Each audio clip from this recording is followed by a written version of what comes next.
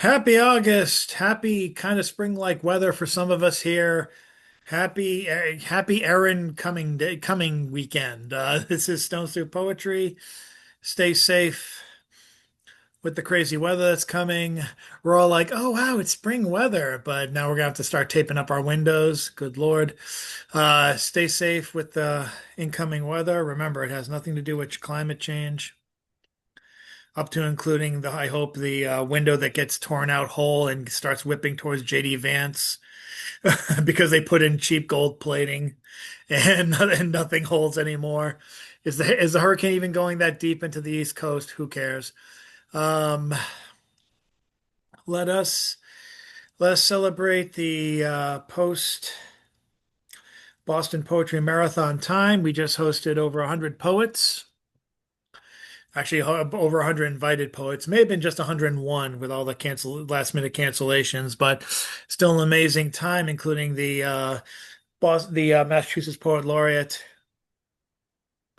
Mr. Reggie Gibson, which we're very excited. We were very excited about, and hopefully there'll be photos coming up. If you're interested and want to be local in the event, let people know. You can email the Boston Poetry Marathon, visit their website. There wasn't as much media. It wasn't a multimedia event this time. We weren't able to record, but hopefully by next year we'll get our shit together, meaning I, and we will go from there.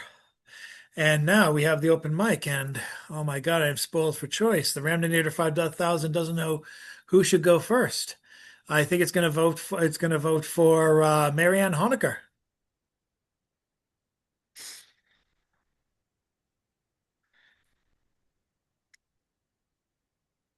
Or maybe not if she's away from the room. Oh, there she is. Oh, we had a bad time. I got some poems ready. First is called My Body as a House. Attic space is limited. Also, the basement is haunted. Spirits rise up from caulked walls and damp floor. They tromp the staircase. Drafty, the main hall narrows when you walk it. Every room has a broken window. Fans creak when they cool. Foul odors waft down. Giant slabs of siding have fallen off. Heckle the yard where they lay. The grass grays. I'm not at home here anymore. Spiders join their webs from ceiling to floor. Like kites, the shingles fly off the roof in a lazy wind. The floorboards are scuffed, cracked. My heart is buried in the inmost niche. Once I was a bird. I flitted skyward. Once the house smelled of fresh paint. I cannot paint it again. I tear down the cobwebs, but they return. Quiet shadows take over more of the rooms. Voices chatter obscurely in corners. Sunlight skips this house as it blazes through the neighborhood. The doors are all loose from use. Anything could come in, but I can't vacate. A possum wound itself around warm kitchen sink pipes. Snakes coil in the xeric corners of forgotten bedrooms. Yesterday I walked out, started the car. Zero places to go. I came back in. And that was a ABCDarian, and the next one also is an ABCDarian. Useless things. Appaloosas have modeling on their mouths. By this I mean I know many useless things. Cats on the fainting couch. Open to sun, the door gives me overgrown yellowed grasses. Earwigs hide under decaying wood, leaves. Fluted shafts of sun lay luxurious, grass blade by blade touched or forgotten. Here the willow sheds yellow leaves all year. I admire the hem of the driveway just before Dad rakes them up, bags them, trash. Kite formation blesses the full moon. Let go of some rusted thought. Move forward. My laugh is limited by the mountains. Nobody crosses the valley. No one edges the ridges. My thoughts get stuck here. Plexiglass resists punches the way that Q is a word that falls out of ears. Rare visitors brave the lumpy driveway, saying, cut down the willow, kill its roots. Locks of her green hair sway in wind. Useless things like willow leaves fill my heart, vanities that cost nothing to maintain. Willow leaves confetti, the grass, lovely. Xylem sips the earth like I sip red wine. Yearning is for people with money. Zephyr tunes willow branches to song. And that's all for the first round. Thank you. Thank you much. Haunted basement. At least you got one. We need one in our place. I'd take a few ghosts and blood on the stairs just to have some extra storage space. What we gotta go do next? Well, the Remninator has picked Mr. Mark States.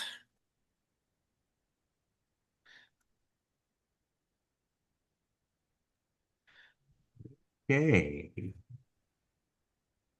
I am not a beat poet, just beaten. I am writing this in the shadows of a dim room, illuminated allegedly by sparse sunlight, managing to weave its way through tree branches outside one single window. I am writing this between cycles of the air conditioning on a broiling hot dog day of summer, sun having passed over to the other end of the apartment. Thankful not to be living on the top floor. I am writing this while draped across a bed that I could be napping in, to pass the time until bearable heat, but decided not to answer the call of sleepiness and let it go to voicemail. I am writing this in a room of practical silence when my mind should be wandering to the middle of nowhere to get away from the constant chatter of tasks, wants, needs, demands, and duties of contemporary life, those things heel stomping my soul. I am writing this when I really have nothing to say and have probably disclosed too much already. I am writing this with one eye on notebook and one eye on clock for a reason no longer identifiable. I am writing this with a pen that won't let me put it down. But why should I? Because pens have feelings too. I am writing this until the poem has run out of words it needs to say, and the poem has decided that moment is not yet. Then, inexplicably, words stop forming, and the shadow of the pen lulls my mind to the next blank page, where it stands like a statue of a person that time told, "You are no longer worth remembering."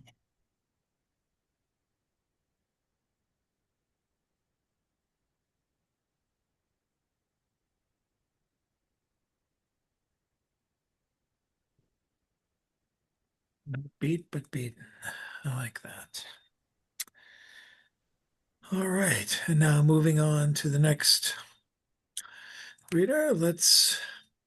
We'll come up next, Jan Rowe.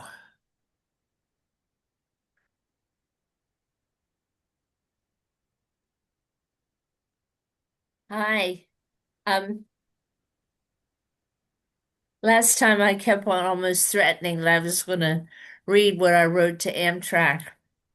Hmm. Well, I think this is ready to go to Amtrak. It's called Customer Satisfaction on the Floridian, replacing the Capital Limited. I have ridden the Capital Limited since Washington, D.C. got its transit trains, and I could leave my old car at the most eastern T stop.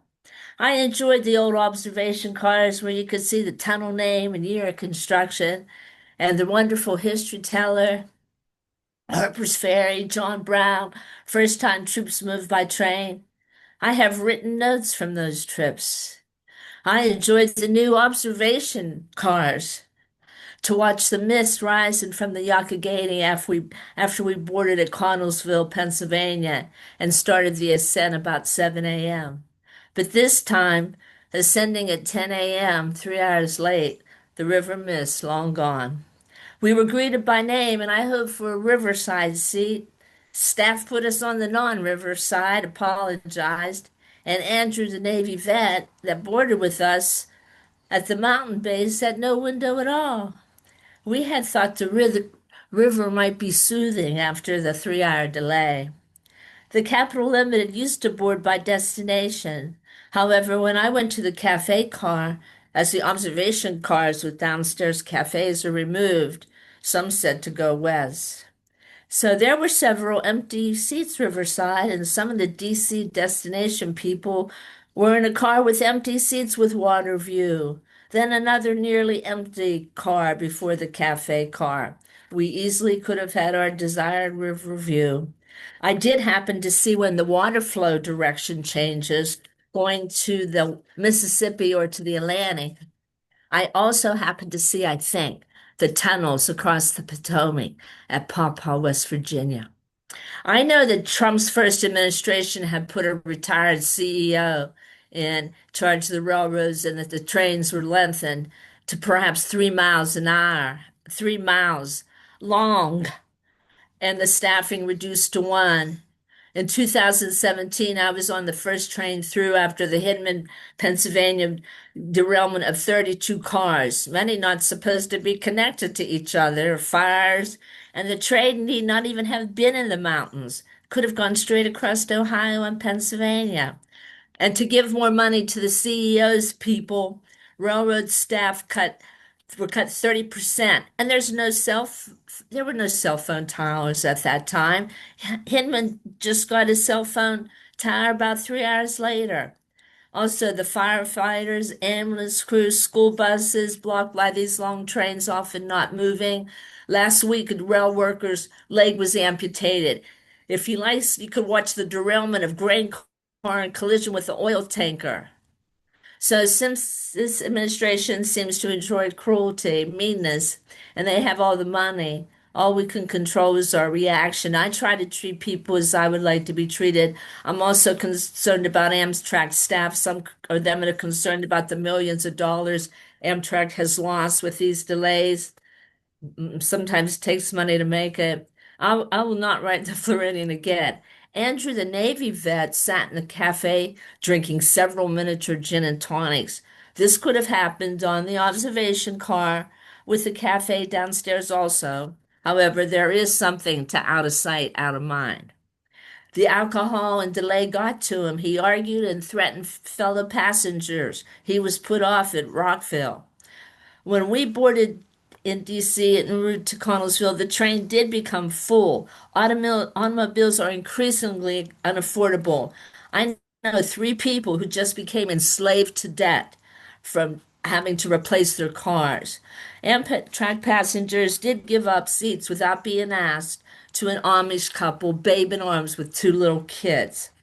I hope the Capital Limited returns. Meanwhile, we can only control our reaction. In short, kindness pays. Thank you.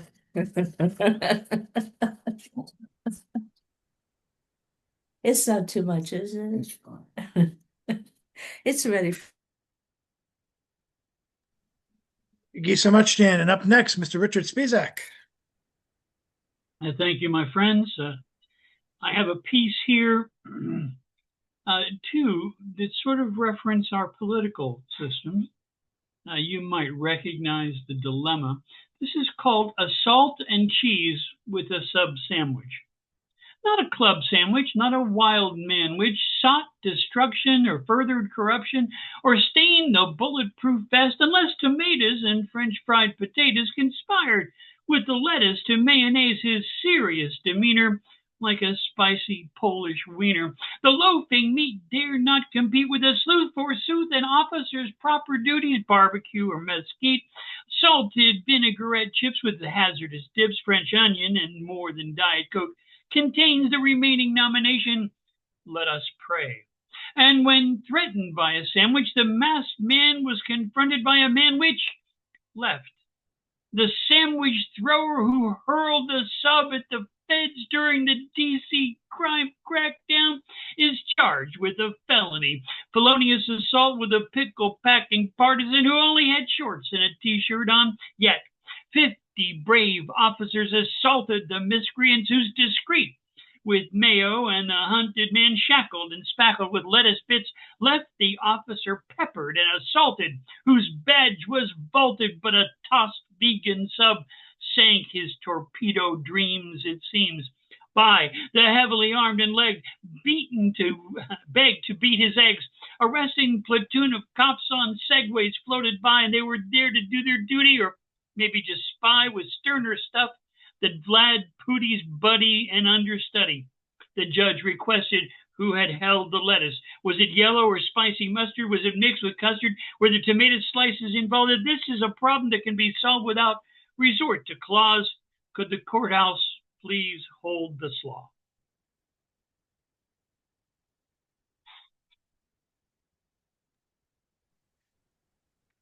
I'll save the second one for round two.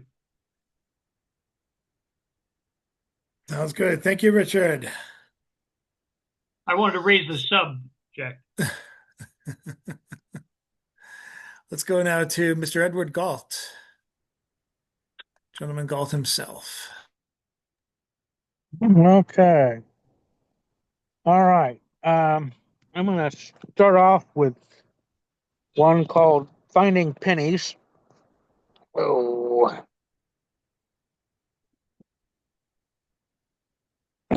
Jeez. Okay, here it is. Finding Pennies. My wife is lucky.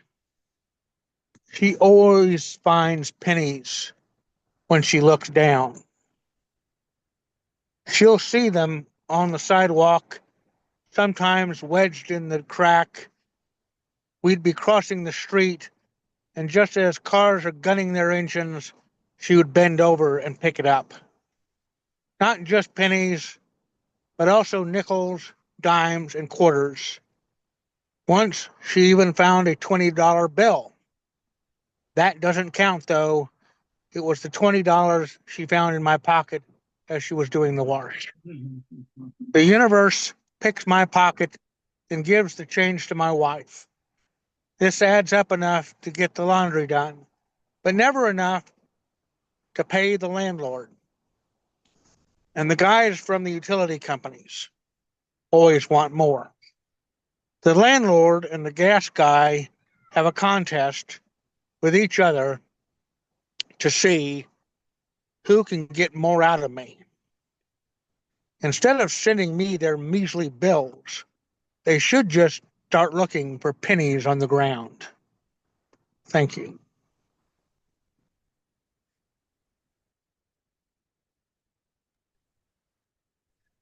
Thank you, Mr. Galt. Up next, let's give it for Rita Rusty Rose.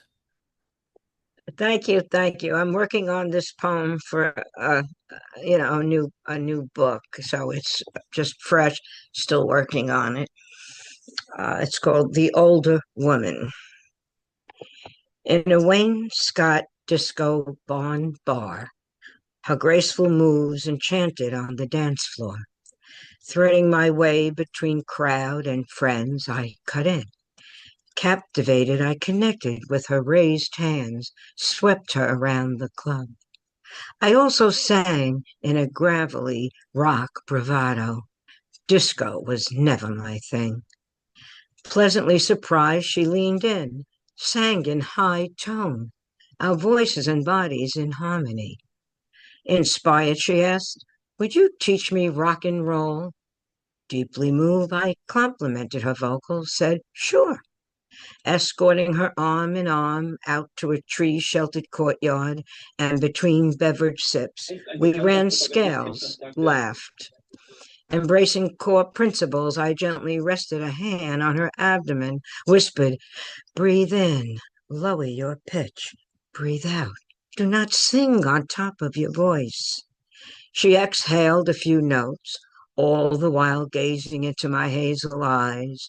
I got lost within her warm, violet pools, pondering, should I kiss her?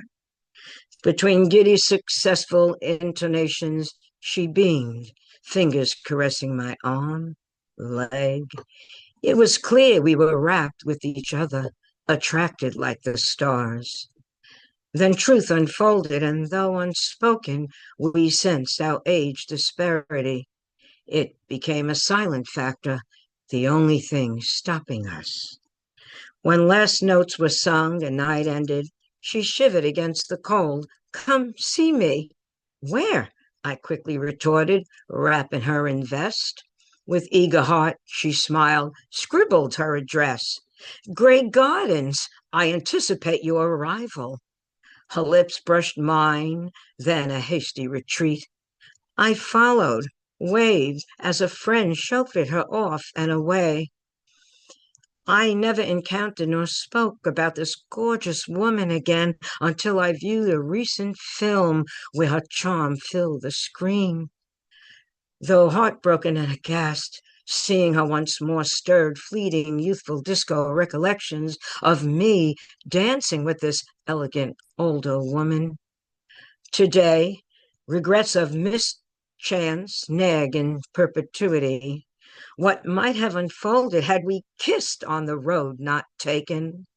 And my flowered blue and brown vest, has it become one with her? What remains is a lingering mystery. Thank you.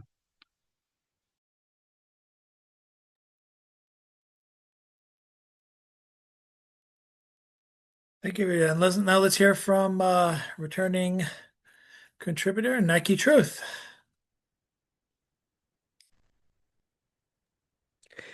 Hello, everyone. This is a work in progress. It is inspired by, I think it's a play of Oedipus, and he's a puppet made of ice. Dripping, dripping down. Marionette, do not frown.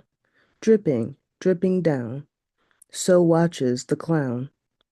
Dripping, dripping down. Dots of wet stain the brown. Marionette, do not frown. Dripping, dripping down. Why does no one help? Asked the clown. Dripping, dripping down. Marionette, do not frown. Look, it's everyone from the town. Dripping, dripping down. Its body sheds away like a gown. Marionette, do not frown. Dripping, dripping down. They gathered for the circus renown. In sadness you can never drown. So Marionette, do not frown, even if the world seems upside down. Thank you.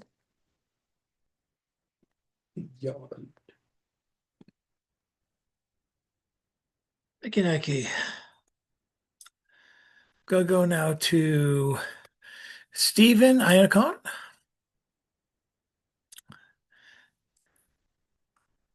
I can help you with the unmuting.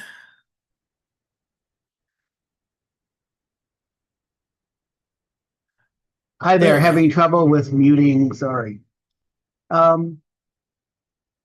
Is it one poem or two, by the way, at this round? Anyway, we'll start with Winter Wandering. Scuffling through the snow across a field, a frozen pond, into an icicle-rich forest. Impatience, the intruder, catches up to us suddenly.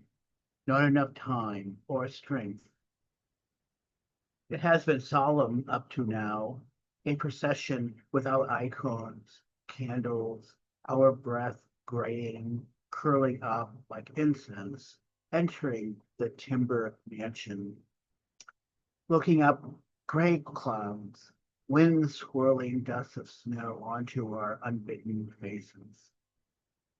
There were crowds around us of evergreen boughs and naked branches, waving us past, through trails into the forest tapestry.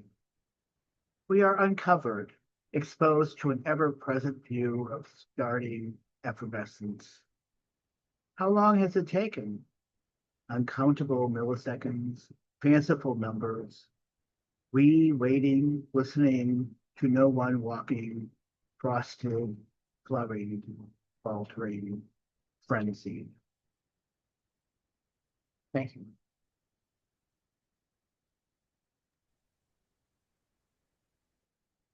Wonderful. Thank you and welcome back. And speaking of welcoming back, let's bring up Norma Penny.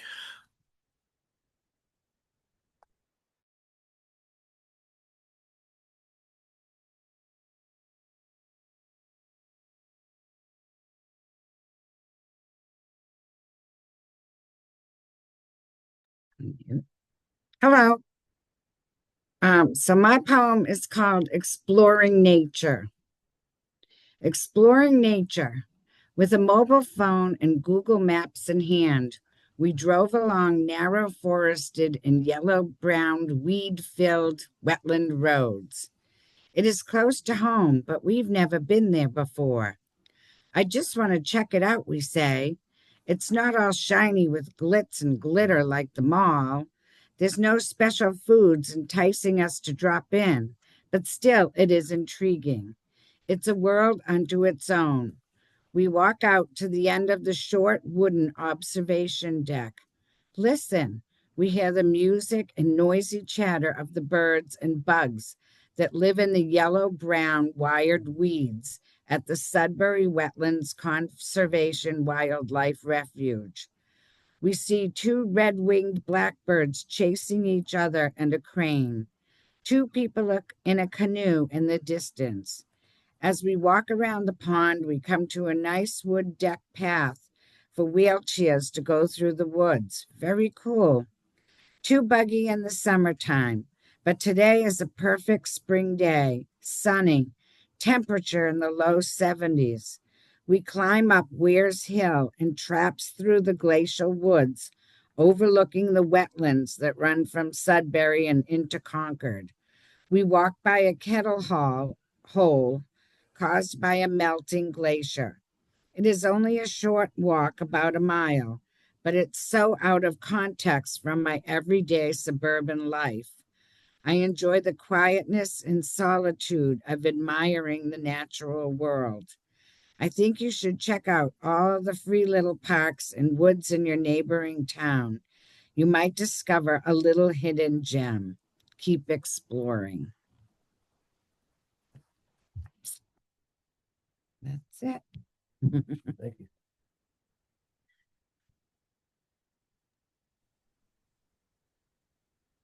Well, thank you, Norma. And since we have you still off mute, why don't we bring it over to Randy Barish now? Hello, everybody.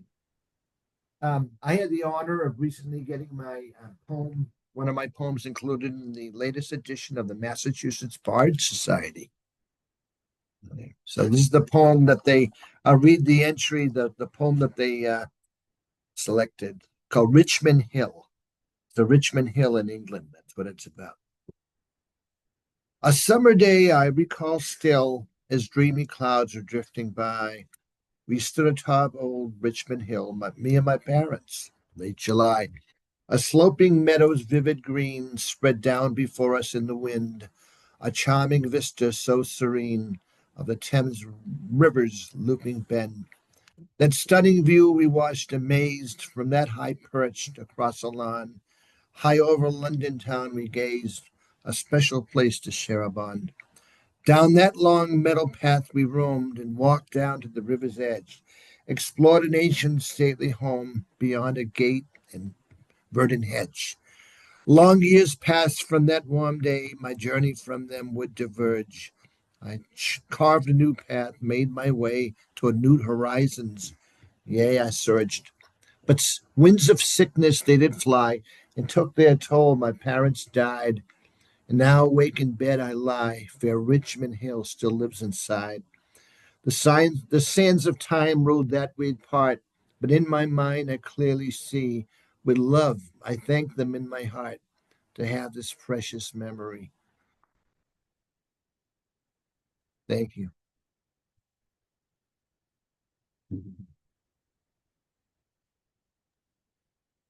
We do another or just one? Oh, we'll come back to you. We'll come back to you the next Okay, round. Richmond Hill. We got a couple people. Awesome. Congratulations again. Yeah. Up next, we have Mr. John Wesick. Okay. This is The Divine Parody by Jonte. And it starts with the comedic inferno.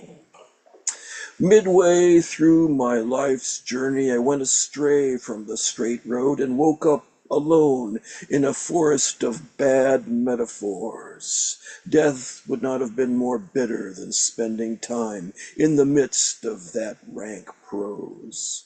Fearing predators, I huddled like a bush-tailed rat behind a rock all night. At sunrise, I spied a golden hill in the distance and, figuring I might find some relief there, made my way through thickets of thorny comparisons and toxic adverbs. Before I had taken a dozen steps toward my goal, a three-headed beast blocked my path. Thank you for sharing your work with us. Although we find it imaginative when well written, it does not meet our current needs. Best of luck with your writing career. No matter how I twisted and dodged, the beast repeated the same reply. I turned away, hung my head in despair, and cried, "Oh, won't someone help me?" Hi-ho! I raised my head to find the spirit of Kurt Vonnegut standing beside me. With his wiry hair and brushy mustache, he was not the older Vonnegut who'd mellowed with age, but the younger, more sardonic author of Cat's Cradle and Sirens of Titan. There is a way to reach your goal, but to do so we must ascend into the very bowels of despair. Are you willing? Pangs of doubt assailed me, and I asked, "Am I worthy to embark on such a journey?" "How can you think of failure when one who loves your work sent me to guide you?" "Who else could it be," I asked, "but Amy, who signed my copy of The Girl in the Flammable Skirt or at the LA Book Fair, unless, of course, it was Allegra Goodman, author of Intuition, perhaps Sharon Olds." "Let's stop this discussion before it slows down the plot." Vonnegut lit a cigar. I followed him through the bushes of cardboard characters and overused phrases until we entered a cave. When my eyes adjusted to the darkness, I found that we stood before a massive steel door. A bronze plaque hung beside the D-bold lock. "Hope should be abandoned by those that would here enter." "What the hell is this place?" I asked. "Exactly. It's the afterlife for those who've sinned against the English language." Vonnegut leaned close to the lock and spoke the magic words. "So it goes." The door opened. Although I'd rather get a root canal with a masonry drill, I followed him inside. In the air, email messages filtered like bats made of ASCII characters. "Dear Sir or Madam, please allow me to introduce myself. I am Barrister Augustine Bello of the Nigerian Gas and Petroleum Corporation and am contacting you regarding a proposition of mutual benefit a few years ago." "Out of my way!" A man in a plaid sports jacket shoved me aside and dashed after the receding message. Nimble as he was, it was always remaining out of his reach. "What is this place?" I asked.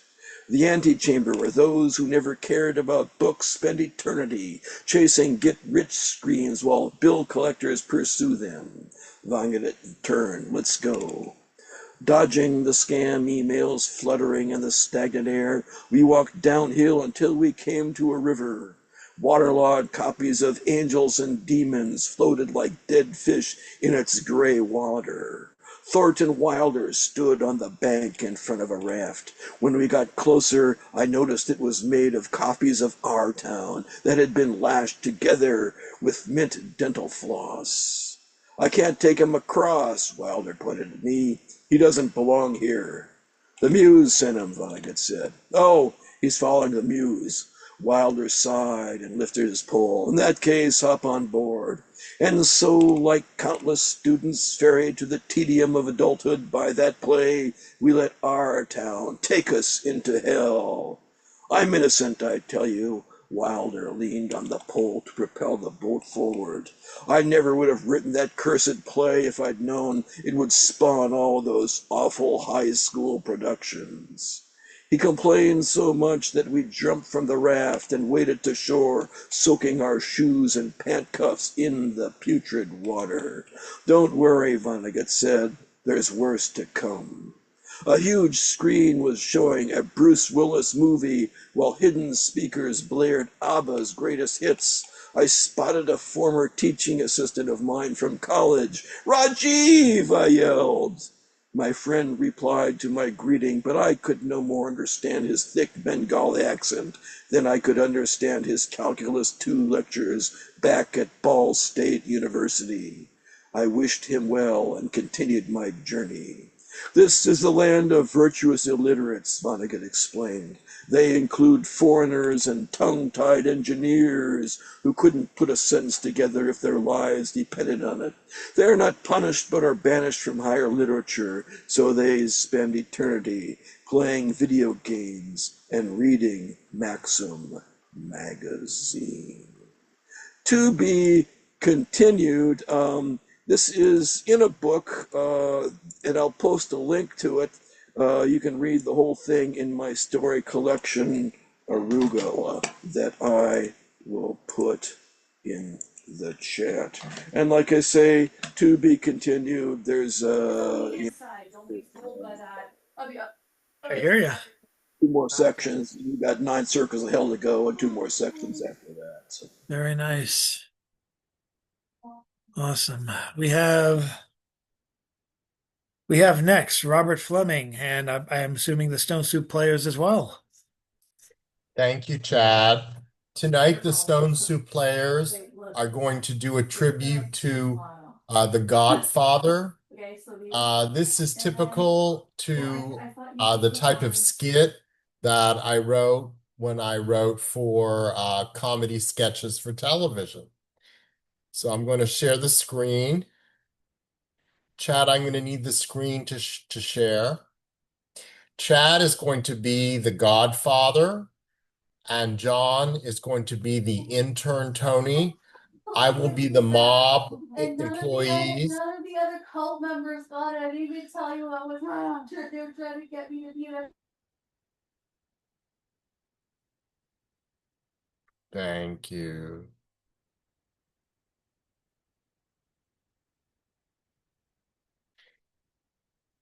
You're good. You're good. Okay, great.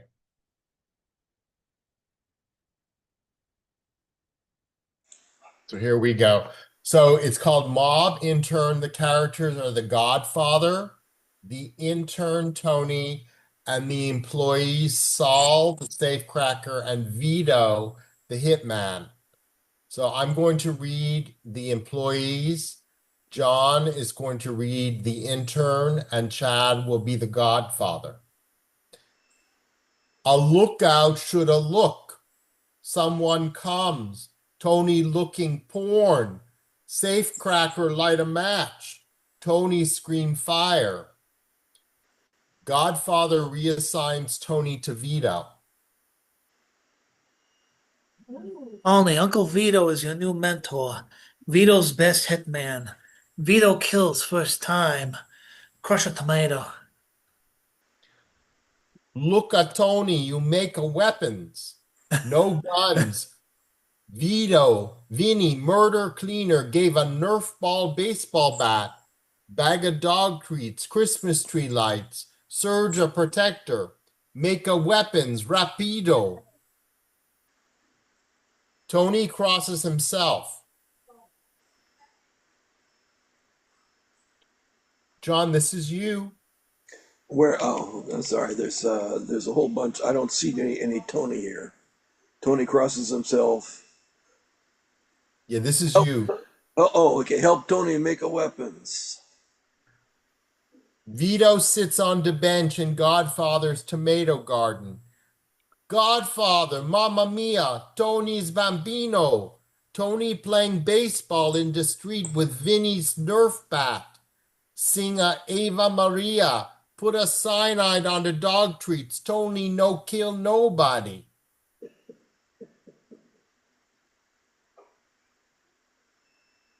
The Tony. Godfather tells Tony's father. Tony's no good for family business. Tony. See, Godfather. Tony. Angelina. Rapido. She's. Bambino familia. See, Godfather. Bravo. Godfather. So de bambino. Need a job. Family business, not the Tony. Tony, try again. No, Godfather, get Tony job outside familia.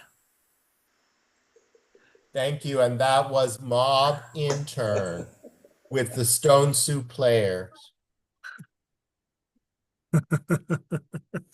Give me 1 second. Let me get to the view. Where is the view? Oh, here we go. Here we go. And now we go next to, and finally for this round of the round robin. Oh, is James Van Loy there? Uh-oh. Hi. Hello. Okay. Sorry about that. Just hit the wrong button. No worries. So I have a poem here which is from the Black Seed Writers. So this is called Everything Has Got to Change at Black Seed Writers, March 12th, 2024. I sit with Dr. JJ, with George, and a new person, William, a poet who attends the slams in Central Square Wednesdays. And just as my wife Jan arrives and comes to say hello, I finally start writing, already 10:20, really much later than I usually start, but then I'm often overwhelmed completely now as the genocide in Gaza goes on and on. Each day, the news of ecological horror gone berserk, and the litany of government corrupted by profit system of money can buy anything, anything at all, where we all just huddle here under at least now two nuclear swords of Damocles, one in Ukraine, the other in Israel, West Asia. And there's no way we will ever deal with the environment as endless forever war destroys the environment as we watch with poor old eyes propped open, seeming with toothpicks, cartoon of sleep deprived and we just stagger about, faint shadows in Hades, lands of Letha cleansed memory, one new, long, languid, lengthy dream time, all the ancestors coming together in their generations, seed growing in spiraling arcs of human life spread through ever lower level of hell itself. And we're all watching, just like they used to say, the whole world is watching, the old chant from 1968. Here we are again, almost 6 decades later, and we're still chanting, the whole world is watching, the whole world is watching, the whole world is watching again. Thank you.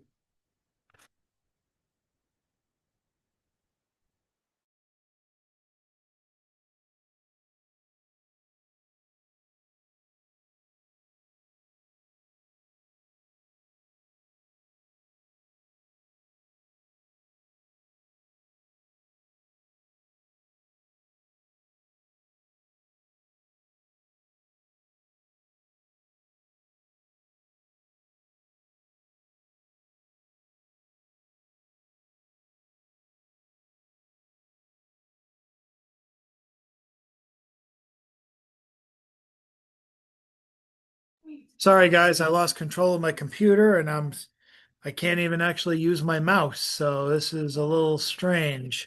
Just give me 1 second. It's kind of freaking me out actually, and I don't like using the touch screen. Okay, here we go.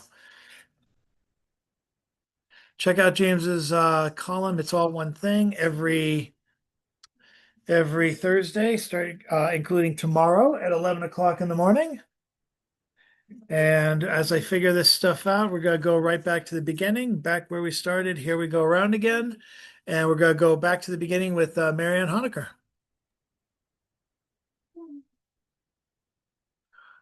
Okay. I have yet another ABC Darien. It's mostly what I've been writing recently. This one is called Castles. Autumn takes its time, repaints the trees in hues blindingly bright. It's natural to die. Cold winds will be replaced by icy. We don't watch with any trepidation. It's easy on us. We know spring comes, summer. Fall is my season now, scent of crisp leaves. Going, but not going soon. Bright colors halved in my heart, while my body sags, is softened, is the largesse of a banquet. Jesus says I'll join him in the air. Keeper of souls, Hades, will I be blessed? Latitude and longitude, we cannot move to the place where eternity is. Now the sky is an unrepentant blue. Overhead flocks of birds fly south.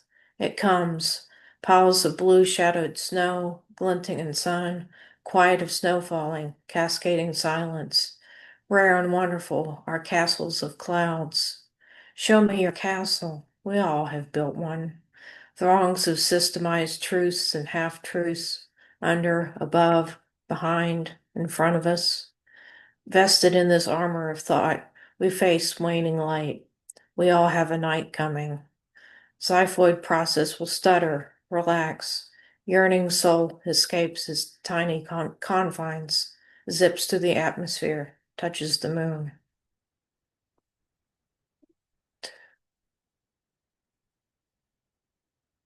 This one is not an ABCDarian, so I'll read it. Waiting for you. Waiting for you opens the caskets of the flowers.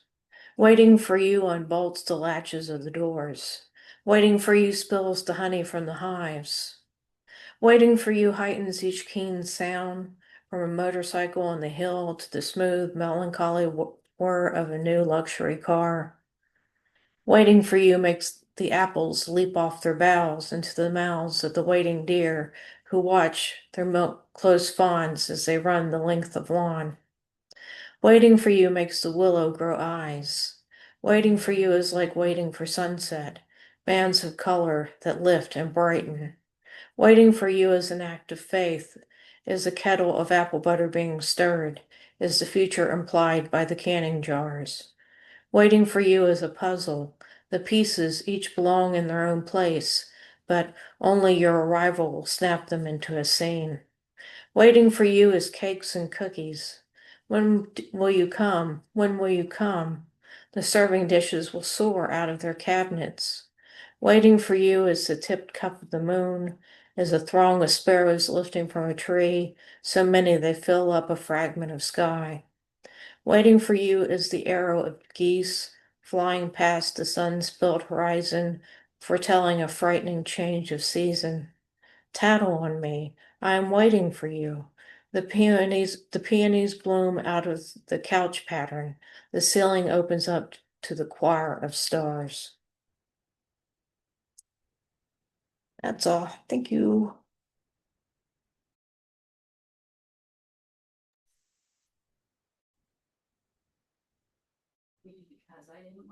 Thank you so much. Whoop, give me a sec. Here we go.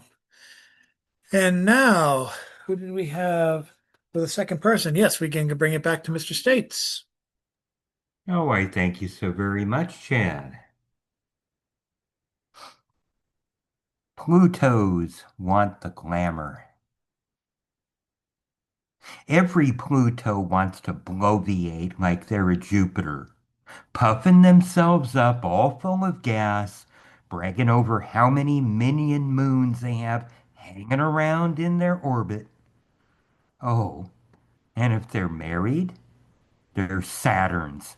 They have to show off that ring, boast about their gang of babies, as they say, chips off the old rock. Pluto's avoid comparison to Earth, which is perceived as a deadbeat dad raising a child from a previous relationship by itself, while the man and the system rob it blind and oppress it through any means unnecessary to the razor's edge of existential collapse. A Pluto will say almost anything to convince you that Mercury and Venus are burnouts masquerading as hotshots, that they have game and can chase the tail off any comet, and that Pluto is the real deal and not at all like any of those common asteroids littering their neighborhood. Plutos are ice cold, keeping their distance lest the blemishes in their stories become too visible and obvious to the skeptical eye on the other side of the lens. Plutos want the glamour and mystique, and their name on everyone's lips while clothing themselves in shadows. To be a celebrity and a star without expending much energy or doing any of the hard work. Plutos think they're the center of everything and talk behind what it believes is its star's back. Because Pluto sees no Sharpie drawn smiley face. But talk as they will, they can never truly steal the sun's shine. For Plutos do not grasp the gravity of their situation, their outlier place in the nature of things, mere pebbles kicked across a cosmic street. Thank you.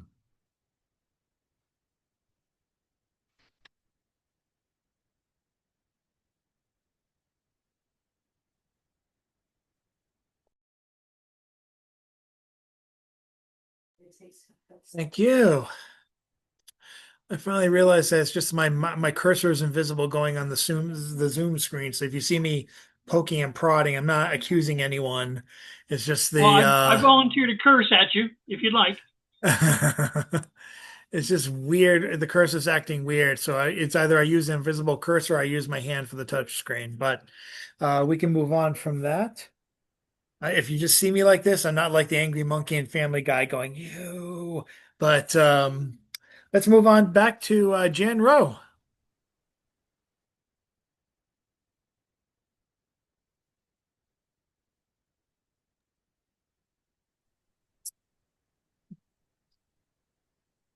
You know how sometimes you look for stuff?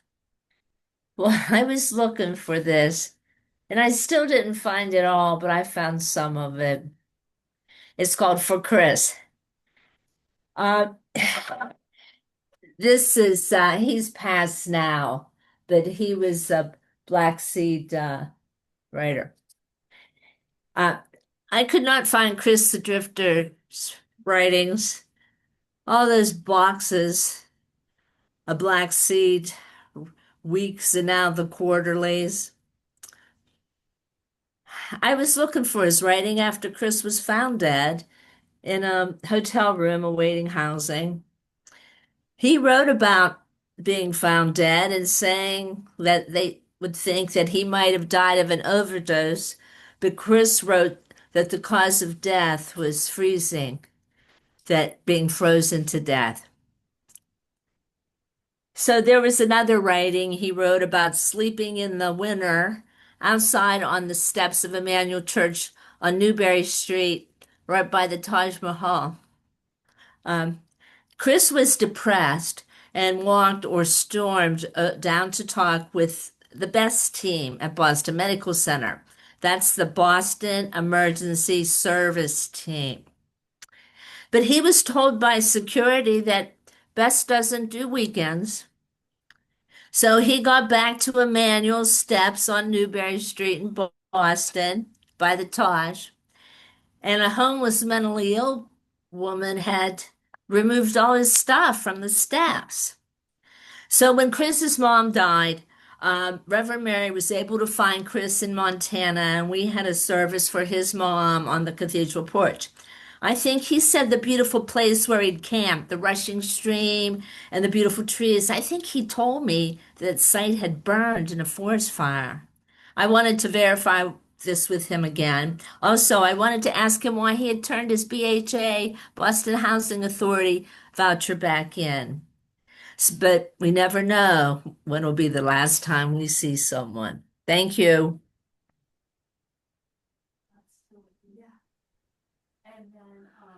Thank you, Jan. That leads me to remind you that there is going to be a tribute to the late Tom Tipton. For those of you who are local and not of Boston, Cambridge area, Tom Tipton's Out of the Blue Art Gallery was the main reason I became a Stone Soup host and a poetry host. The Stone Soup was a regular Stone Soup gathered regularly on Mondays at the time I had joined at the Out of the Blue Art Gallery on 106 Prospect Street, just a hop, a skip, and a jump from the Central Square area. That location eventually gave way to Central Square proper, but it was never meant to be a permanent spot because the rents were normally $10,000 a month in the location that Out of the Blue eventually went in. And no matter how many GoFundMe's or Kickstarters they did, they could never keep up with the rent after I think they had a year free there. But be that as it may, the Out of the Blue eventually survived in at least 2 other locations. But Tom passed away, and the fate of the Out of the Blue is uncertain. It's currently sharing space in the Armory in Somerville, Massachusetts. But the tribute to Tom is taking place next Sunday, and I'll get the information. I don't even know if there was actual funeral service for him yet. This might be the whole kit and caboodle. But if it wasn't for him, Stone Soup would not have had a home for all those years, for well over 10, maybe close to a decade and a half, maybe close to a decade and a half in both the locations we were at. And there was one location we weren't even at. It was on Brookline Avenue. It's the gallery had almost as many homes as Stone Soup over the years. And I'll be getting information on that as well. Up next, let's go back to Richard Spisak. Is this a sequel to the sandwich that caused anarchy? No, but I am in a way going in a direction that I really go.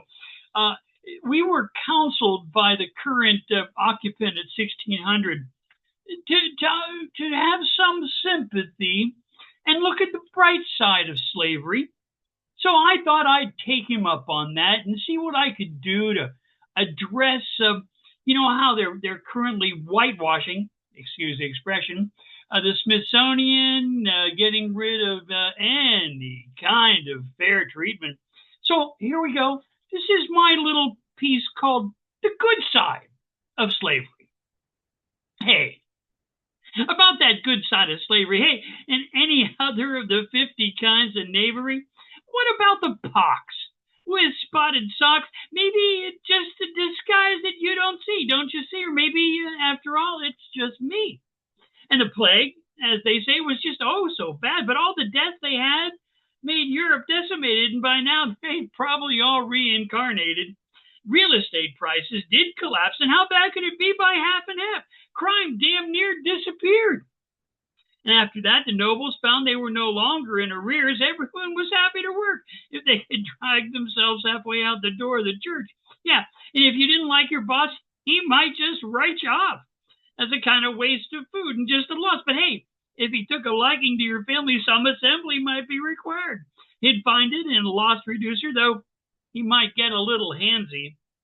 And where midnight hour at the rendezvous, master might just tarry, and yes, For the little ones, it might be a bit scary to be sold off like a bag of taters, but you wouldn't have to worry about missing school because, that comes later. But with slavery, unemployment was down. They could always find something to clean up if you stuck around. And horse prices dropped and all the disease and people would shun you, but you could do as you please. Once the corpses were buried, but back to the bitching about slavery and other such knavery. It's a full employment plan. You never have to wonder where your kids are. They were sold off weeks ago. And those who complain about war, and they ask what it's for, and so the explosions, they're fun, Sure, taking land, yeah, that's always grand. And big explosions and all those soldiers on their excursions, learning geography, bomb by bomb. Yeah, you got to do it while you're young. Meeting people, the end of your rifle, and somewhat brothel. I call that a trifle. Yeah, well, slavery, some say your time has passed, but I can tell you this, with all that unemployment, can the demise of slavery really last? The good side of slavery.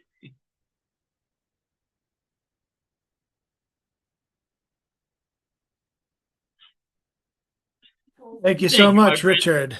Thank you. Thank you. And I have sausage fingers, so it's taking me time to press and go. Let's go now to, that's probably going to be a fence later on. I have Subway sausage fingers. I don't know. Mr. Edward S. Galt. Gentleman Galt, please stop my segues. I saved my best ones over the weekend. Thank you. Thank you. I just wanted to say briefly that Tom Tipton was the one who gave me my first photography show. And I think later on I did another show with him too. So he was the one who kind of gave me my break and as an artist in a way. And he also helped to display some of my work in his own shop there open at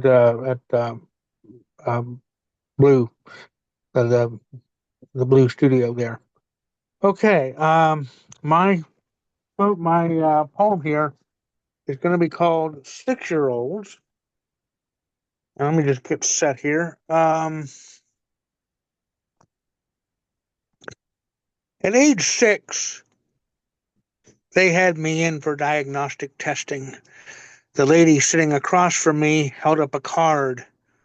"What's this?" she asked. I said, "That's a couch." "No, that's incorrect," she said. "It's a sofa." Well, stupid me. It turns out that piece of furniture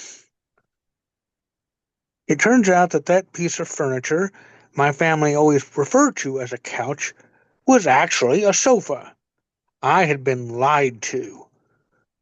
Turns out, according to my neighbor Timmy, 6 years old, the couch was designed from the French word coucher, sofa from the Arabic word sufa, as any 6-year-old could tell you. American 6-year-olds call it a couch. British 6-year-olds call it a sofa. The woman testing me was a Tory. The couch has a more laid-back design, possibly armless or sectional, invented by the French nobleman Antoine de Lecoutre when he was 6 years old. The sofa is a structured, upholstered piece with arms and a back with cushions, invented by the Arab prince Ahmed Ben Sufa, coincidentally, when he was 6 years old. Timmy then told me to cite the article on the subject he published in the Journal of Juvenile Furniture Semantics, Volume 1, Issue 3. Thank you very much.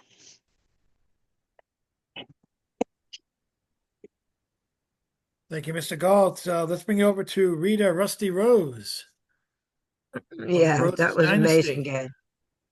Thank you. This is from my book Flower Poems. It's never been read aloud, and it's a pantoum type poem.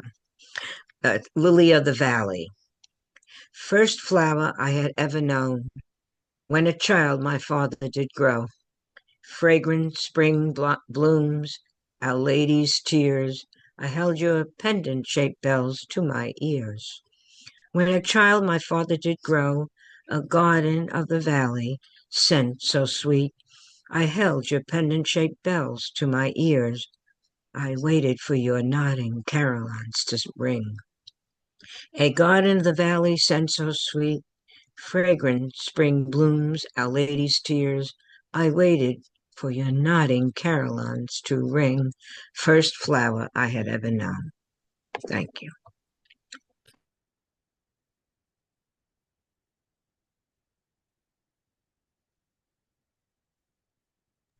Thank you again, Rusty. Rita.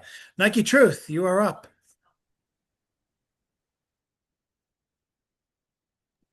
All right. This is the latest version of a poem called Sharafa. Your skull would be lovely on the wall, the crystal placed perfectly in your socket, getting as close as possible to the brilliance of your soul. I would demand the smoothest lacquer to capture the radiance of when blood rushed through your complexion. I wonder how much time goes to finding the right leather to replace your skin. Because the moment I saw you, you made me feel alive. And for that moment, you deserve immortality. Thank you.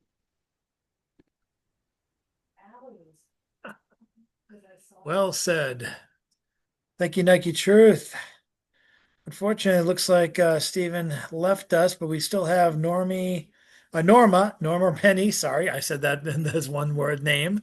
We have Norma and Randy in that order. So Norma, let's have you go first. I'll get you to unmute, hopefully, or help you unmute.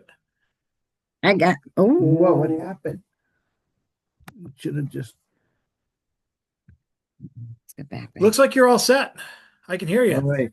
Okay, thank you. Sorry about that. All right. So my poem is called Simple Pleasures. Simple treasures bring the best pleasures, like lying in my anti-gravity chair, looking at the luminous clouds as they fill the air. Enjoying my backyard with the grove of trees, my pineapple fountain and buzzing of bees. The chirping of birds, wild fuzzy brown rabbits, turkeys, squirrels, and even a gopher. What could be more pleasant than being a loafer? A minute to pray for peace, brotherhood, love, and all that is good. Time to daydream of traveling to distant lands, of emerald oceans and white refined sands. I will always treasure my joy without measure, which gives me my backyard pleasure. Thank you.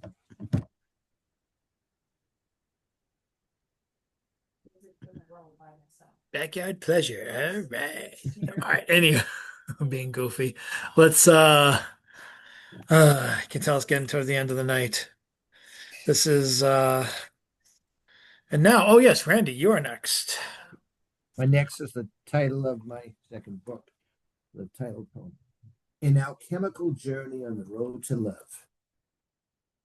Through misty forests in the night, through a misty forest in the night, drawn through passageways of darkness, over cold rivers, burned with crimson light that beckons from the distance, through this shiny trail of alchemy, through the tangle of ghostly branches, swaying in the cold breeze, neath piercing stars of the mystical heavens, warm, faint rays illuminating through the crags and cliffs of midnight mountains, heart of love calling me in amber rays as I rise, drawing me closer to the burning crucible that lights up this eternal night, an alchemical union of gold and silver revealed as I merge in shimmering waves of purple and red, feeling the loving heart of my beloved alive in this burning flame. Thank you.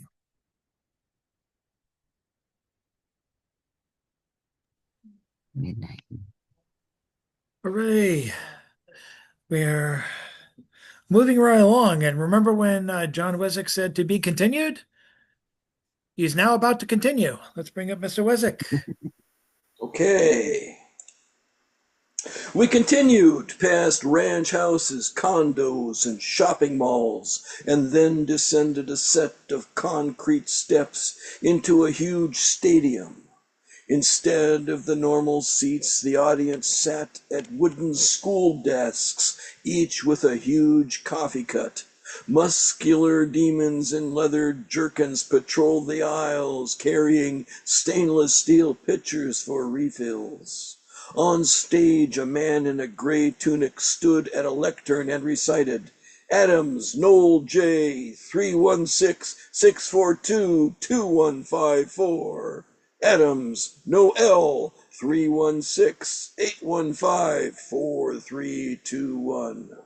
Vonnegut leaned close and whispered, These are the boring poets who monopolize readings by going over their 5-minute limit.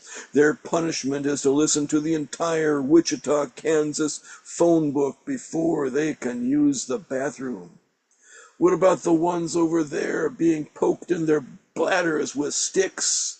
They're special offenders whose introductions were longer than their poems. I surveyed all the well-meaning faces. Pity moved me. Surely that's too cruel. I mean, they don't know any better. Vonnegut held up a hand to silence my protest. If poetry dies, it won't be from prosecutions. It'll be because the good stuff gets drowned out in a sea of mediocrity. I thought back to all the hours I'd wasted listening to poems that rhymed capitalism with schism and racism. I admitted that he had a point. After a quick stop in an empty bathroom, we descended to the third circle. L.O., someone yelled. Vonnegut grabbed my shoulder and pulled me out of the path of a runaway ice cream truck. What is this place? The hell for those who overused acronyms. I heard a scream and turned to see a man clutching his leg by a yellow warning sign that said, BOPS. Beware of poisonous snakes, Vonnegut said. As their punishment, the damned are condemned to a world containing only abbreviations. We negotiated various hazards marked by signs such as WMI, WML, warning, molten lava, DNM, danger nuclear materials, and CTZ, caution terrorist zone, before descending to the fourth circle, where a group of people lay among gray stalagmites and sliced their own bellies open with rusty razor blades. Writers of bad instruction manuals, Vonnegut pointed to the document in one sufferer's hand. For their crimes, they're sentenced to perform do-it-yourself appendectomies using instructions similar to their own. We departed the gruesome scene and paused by a man trapped under the wheels of an ice cream truck.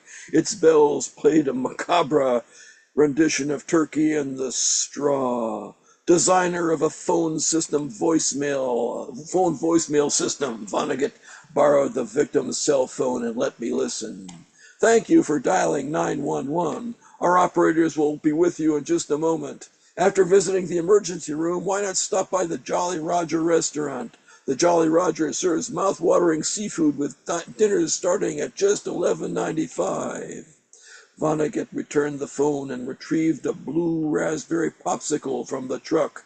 I was looking forward to cooling my parched throat, but it was not to be. Before we descended to the fifth circle, a bear featured in numerous John Irving novels stopped us. Earl, it said.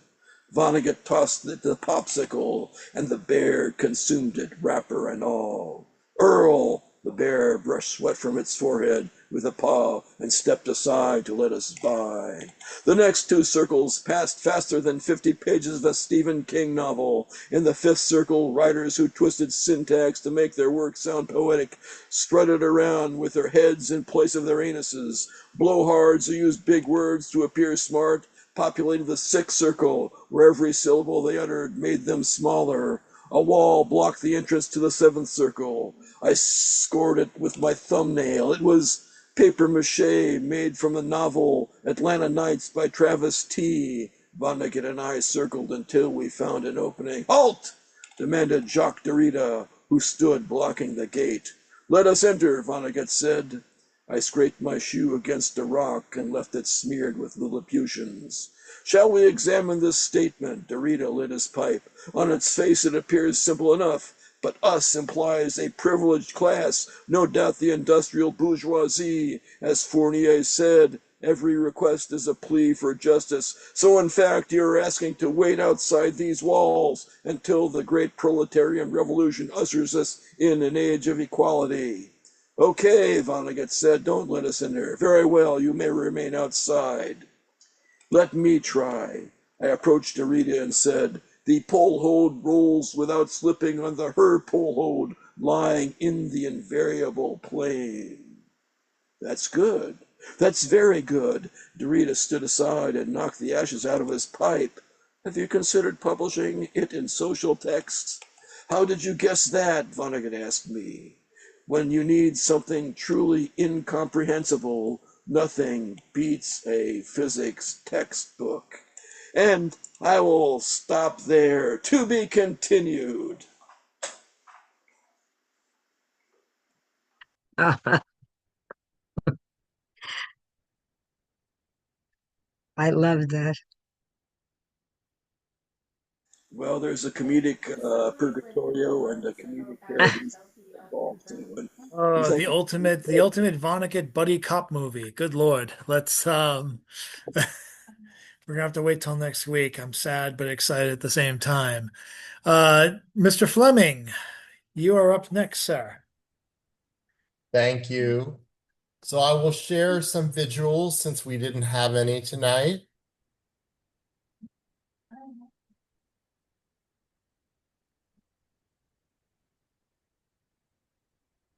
Oh, good.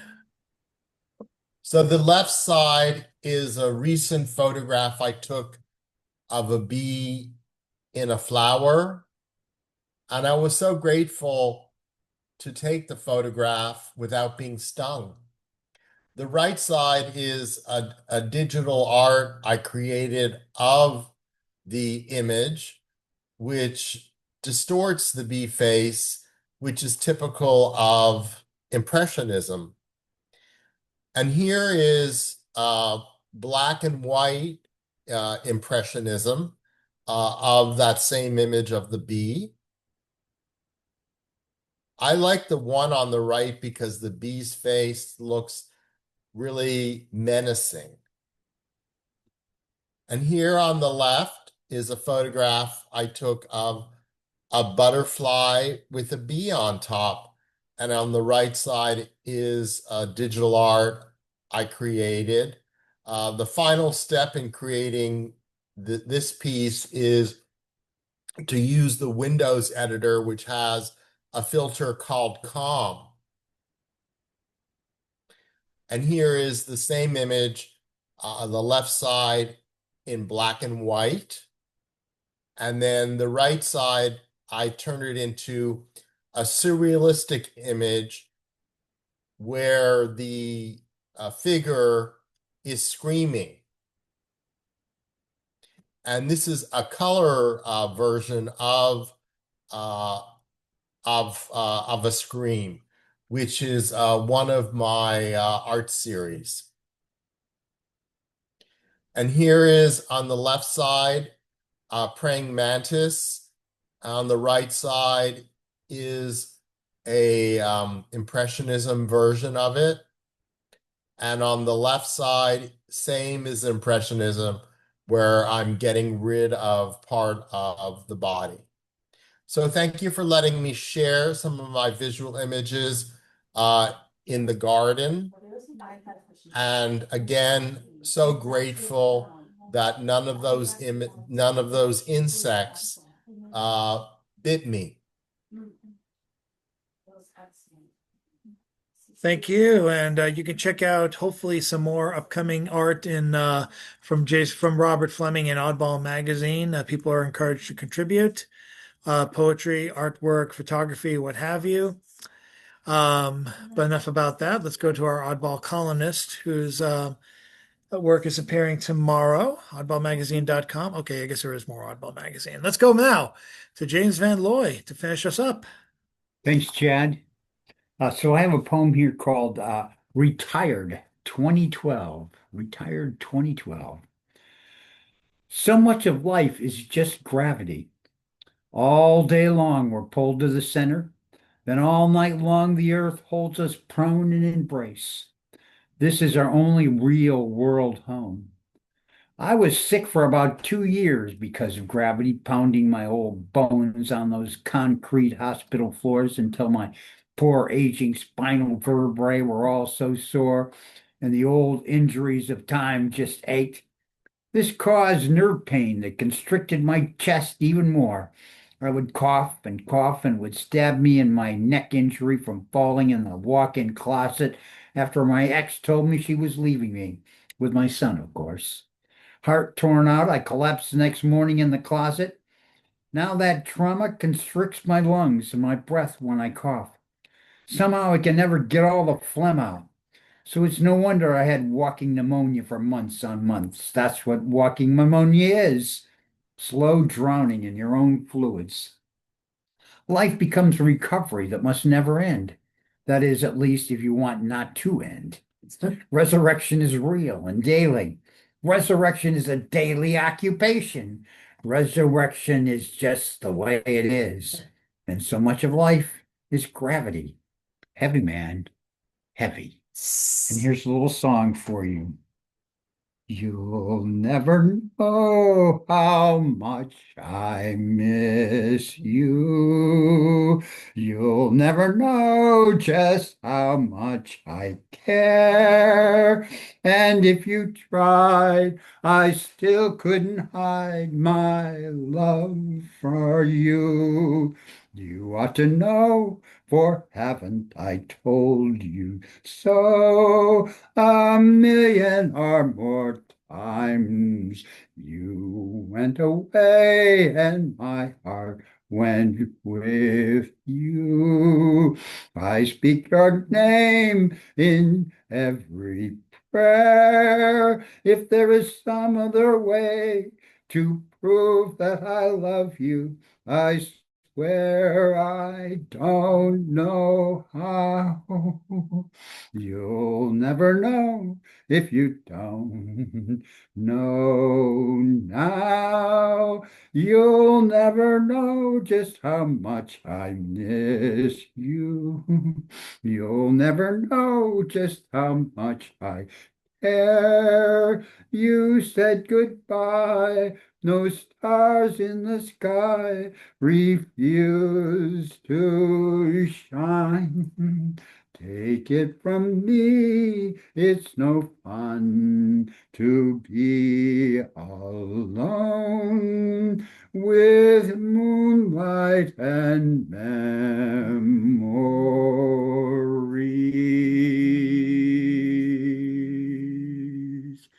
Thank you.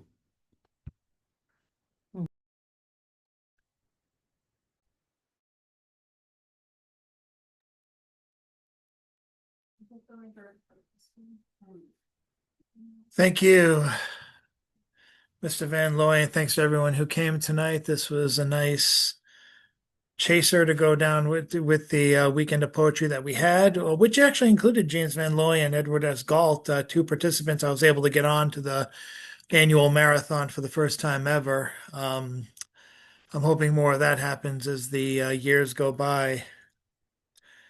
And again, hopefully I'll be able to share much more of that with you guys much earlier next year for 2026.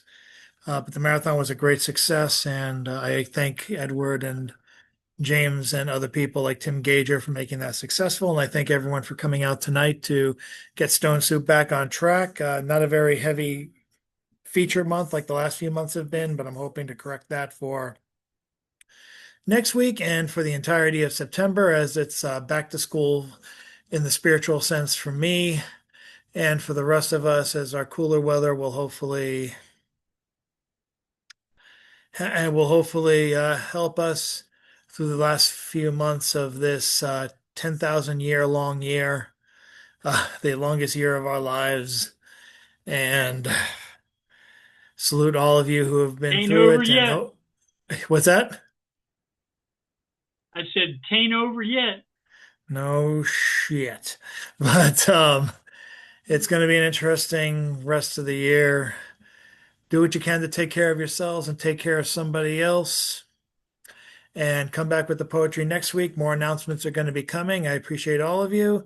So glad you're here tonight.